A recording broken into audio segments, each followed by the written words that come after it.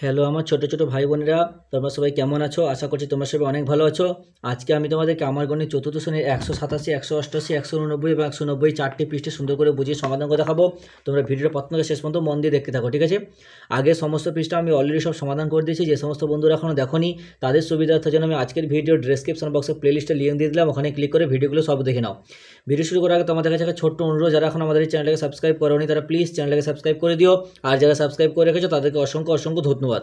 এখানে কি বলছে, দল গড়ে খেলি। বলছে পীযূষ ও পলাশের বাড়ি মালদহের কাটামণি গ্রামে। তারা প্রতিদিন বিকালে পাড়ার বড় মাঠে খেলা করবে। আজ তারা ঠিক করেছে সমান সংখ্যায় দল গড়ে খেলবে। এখানে মাঠে শুধু পীযূষ ও পলাশ আছে। তাহলে কজন এসেছে? দুজন এসেছে। তারা দুজনে গড় করবে, মানে দল গঠন করবে। কতজন করে পারবে সেটা আমরা দেখে নিই। বলছে আমরা মাত্র দুজন আছি, সমান সংখ্যায় কীভাবে দল গঠন করতে পারি। তাহলে দুইকে ভাঙলে কী হয়? 2 একে 2। তাহলে 2-এর গুণনীয়ক বা উৎপাদক কী পেলাম? 2-এর গুণনীয়ক 2 আর 1 আর 2 পেলাম। তাহলে 1 ও 2 পেলাম। তাহলে অর্থাৎ 2-এর দুটি গুণনীয়ক কটি পেলাম? দুটি গুণনীয়ক বা উৎপাদক 2 পেলাম। সেটা আমরা একটু আগে দেখতে পাচ্ছি, সেটা কি 1 আর 2। তাহলে একজনে বা দুজনে দল করতে পারবো। তাহলে কি হয়, একজনের দল মানে করতে পারবো, না হলে দুজনের দল করতে পারবো। অর্থাৎ দু রকমভাবে দল গঠন করতে পারবো। তাহলে কি একজন হলে কি একজন একজন দুজন, আর দুজন হলে কি একটাই হবে।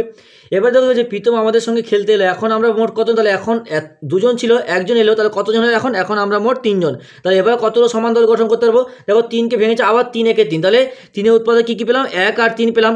1 আর 3, তাহলে 3-এর দুটি গুণনীয়ক বা উৎপাদক। তাহলে আমরা দুভাবে দল গঠন করতে পারবো, একজনের বা 3 জনের, ঠিক আছে?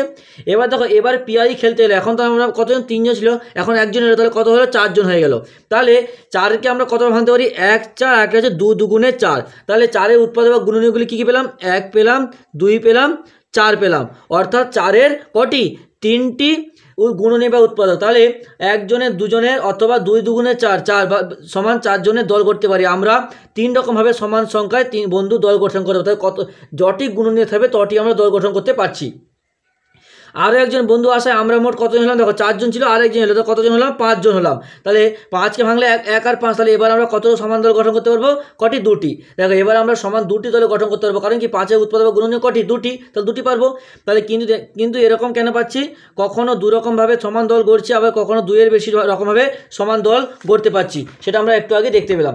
এবার দেখো কি বলছে, কিছু সংখ্যা আছে যাদের গুণনীয়ক বা উৎপাদক 1 ও সেই সংখ্যা। আমরা একটু আগে দেখলাম যে সমস্ত সংখ্যাগুলো উৎপাদক ভাঙলাম 1 এবং সেই সংখ্যা পেলাম, এবং কিছু সংখ্যা আছে 1 এবং সেই সংখ্যা ছাড়াও অন্য সংখ্যাগুলো পাবো। তাহলে সেই সমস্ত সংখ্যাগুলোকে কী বলে সেটা আমরা দেখে নিই। বলছে কিছু সংখ্যা আছে যাদের মাত্র 2টি গুণনীয়ক বা উৎপাদক আছে, তাদেরকে কী বলবো? মৌলিক সংখ্যা। তাহলে মৌলিক সংখ্যাকে বলে যে সমস্ত সংখ্যার 2টোর গুণনীয়ক বা উৎপাদক আছে তাদেরকে মৌলিক সংখ্যা বলে। বলছে যাদের 2টির বেশি উৎপাদক বা গুণনীয়ক থাকবে তাদেরকে কী বলবো? তাদেরকে বলবো যৌগিক সংখ্যা। দেখো যাদের 2-এর, যেমন 4, 8, এদের কি যৌগিক সংখ্যা বলবো। তাহলে 1 এবং সেই সংখ্যা বা 2টো গুণনীয়ক থাকলে তাদেরকে মৌলিক সংখ্যা বলবো, এবং 1-এর বেশি থাকলে যৌগিক সংখ্যা বলবো। তাহলে এটা দেখে নাও, পরেরগুলোতে কিন্তু ভালো করে কাজে লাগবে। এবার কি বলছে, 1-এর গুণনীয়ক বা উৎপাদক কি? 1 গুণনীয়ক বা উৎপাদকের সংখ্যা কি? 1টি। তাহলে তাই 1 মৌলিক সংখ্যা নয়, আবার যৌগিক সংখ্যা নয়। 1-এর কি গুণনীয়ক বা উৎপাদক সংখ্যা কটি? 1টি। কিন্তু আমরা একটু আগে কি জানলাম, যে যাদের 2টি গুণনীয়ক বা উৎপাদক আছে তাদের মৌলিক সংখ্যা বলে। তাহলে এটা কি 1 হবে, যৌগিক সংখ্যাও নয়, মৌলিক সংখ্যাও নয়। তাই দেখো, তাই বলছিলাম 2, 3 ও 5 মৌলিক সংখ্যা। কারণ কি 2, 3, 5-এর 2টি করে গুণনীয়ক আছে, তাই এটা মানে মৌলিক সংখ্যা। আমরা একটু আগে ভেঙে দেখে এসেছি।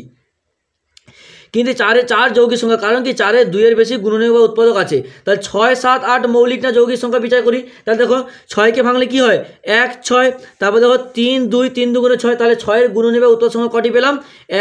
1 পেলাম, 3 পেলাম, 6 পেলাম। কটি পেলাম? 3টি পেলাম। তাহলে 3টি। তাহলে 6 একটি কি? 6 একটি যৌগিক সংখ্যা। তাহলে 6 একটি যৌগিক সংখ্যা, কারণ 1-এর অধিক আছে। তারপর দেখো 7 কি 1 আর 7 পাবো। তাহলে কি 7-এর গুণনীয়ক বা উৎপাদক সংখ্যা কটি? 2টি। তাহলে কি 7 একটি কি মৌলিক সংখ্যা? 7 একটি মৌলিক সংখ্যা। তাহলে কখন মৌলিক সংখ্যা বলবো, কোনগুলোকে যৌগিক সংখ্যা বলবো, বুঝতে পেরেছো? তারপর দেখো 8-এর গুণ। তাহলে 8কে ভাঙি, 1, 8। তারপর দেখো 2, 4, 8। তারপর দেখো 2 দুগুণে 4। তাহলে 8-এর গুণনীয়ক বা উৎপাদক সংখ্যা কটি? দেখো 1, 2, 4, 8। কত? 4টি। তাহলে 8 একটি কি? 8 একটি হচ্ছে যৌগিক সংখ্যা।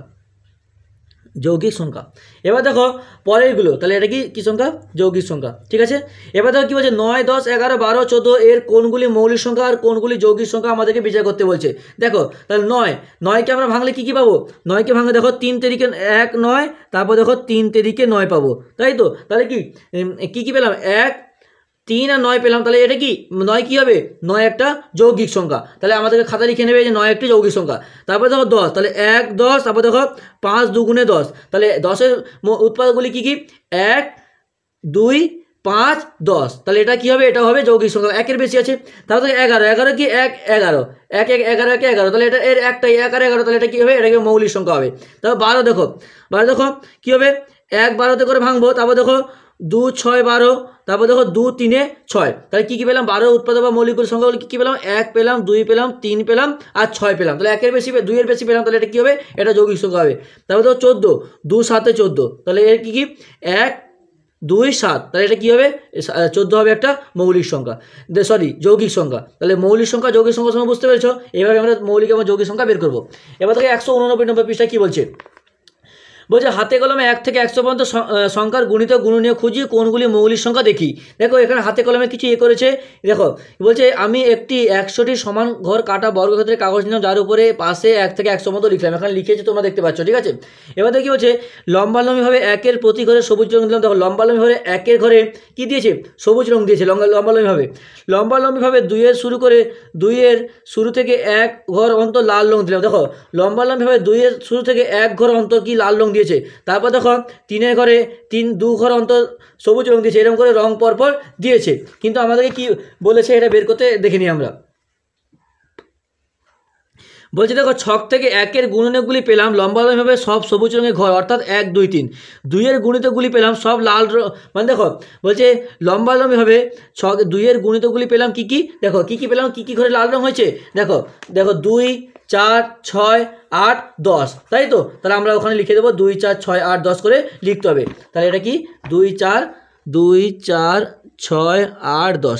তারপরে দেখো এভাবে 3-এর গুণিতকগুলি পেলাম সব ড্যাশ রঙের, 3-এর গুণিত কী রঙ আছে, দেখো নীল রঙের আছে, তাহলে 3-এর গুণিত পেলাম নীল রঙের, তাহলে অর্থাৎ কী কী পেলাম, অর্থাৎ তোমার 3 6 আর 9, তাহলে 3 6 9 এই 3টে ঘরে কি নীল রঙ করা আছে।